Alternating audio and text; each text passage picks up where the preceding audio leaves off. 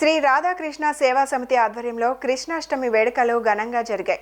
Vambay colony C బ్లాక్లో జరిగిన ఈ కార్యక్రమాలకు ఎమ్మెల్యే బోండా ఉమామహేశ్వరరావు హాజరయ్యారు. శ్రీకృష్ణ భగవానుని ఆశీస్సులతో రాష్ట్రం సుభిక్షంగా ఉండాలని ఆకాంక్ష వ్యక్తం చేశారు. శ్రీ రాధాకృష్ణ సేవా సమితి ఆధ్వర్యంలో విజయవాడ సెంట్రల్ నియోజకవర్గం వాంబే కాలనీ సి బ్లాక్ నందు గత 2 రోజులుగా శ్రీకృష్ణ జన్మాష్టమి వేడుకలు కన్నుల పండుగగా జరుగుతున్నాయి. ఉత్సవాల ముగింపులో భాగంగా నేడు సుమారు 5,000 మంది భక్తులకు అన్న వితరణ కార్యక్రమం చేపట్టడం జరిగింది. ఈ కార్యక్రమానికి ముఖ్య అతిథిగా హాజరైన సెంట్రల్ ఎమ్మెల్యే బోండా ఉమామహేశ్వరరావుకు కమిటీ సభ్యులు సాదర స్వాగతం పలికారు. శ్రీకృష్ణ స్వామికి ప్రత్యేక పూజలు నిర్వహించిన ఎమ్మెల్యేకు కమిటీ సభ్యులు ఆత్మీయ సత్కారాన్ని అందజేశారు. ఈ సందర్భంగా శ్రీ రాధాకృష్ణ సేవా సమితి ప్రతినిధులు మాట్లాడుతూ దశాబ్ద కాలం నుండి వాంబే కాలనీలో శ్రీకృష్ణ జన్మాష్టమి వేడుకలు నిర్వహిస్తూ భక్తులలో ఆధ్యాత్మిక చింతన నెలకొల్పుతున్నట్లు తెలియజేశారు.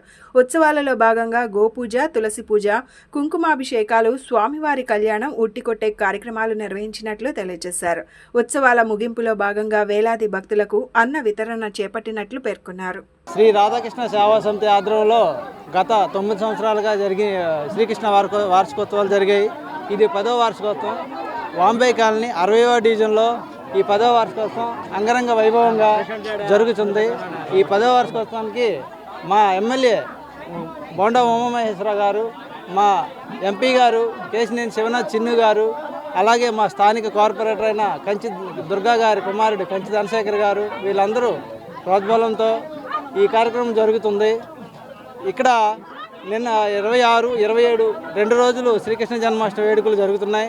అలాగే ఇక్కడ మెయిన్గా గోపూజ, తులసి పూజ, కుంకుమాభిషేకములు, కళ్యాణం అన్నీ జరుగుతున్నాయి. 5,000 మందికి పైగా అన్న సంతర్పణ కూడా జరుగుతుంది. మా కమిటీ శ్రీ రాధాకృష్ణ సేవా సమితి ఆర్గనైజర్స్ టీం మొత్తం ఇది ఒక నెల రోజులుగా కష్టపడి శ్రమించి ఈ కార్యక్రమాన్ని నిర్వహిస్తున్నాం. శ్రీ రాధాకృష్ణ సేవా సమితి ఇది 10వ సంవత్సరం 10వ వార్షికము. దీనికి మేము అందరం సరదాగా సంతోషంగా మా కమిటీ వాళ్ళు అందరం మంచి ఉత్సాహంగా చేసుకుంటున్నాము. ఈ ప్రతి సంవత్సరం కూడా ఇలాగే జరగాలని కోరుకుంటున్నాము.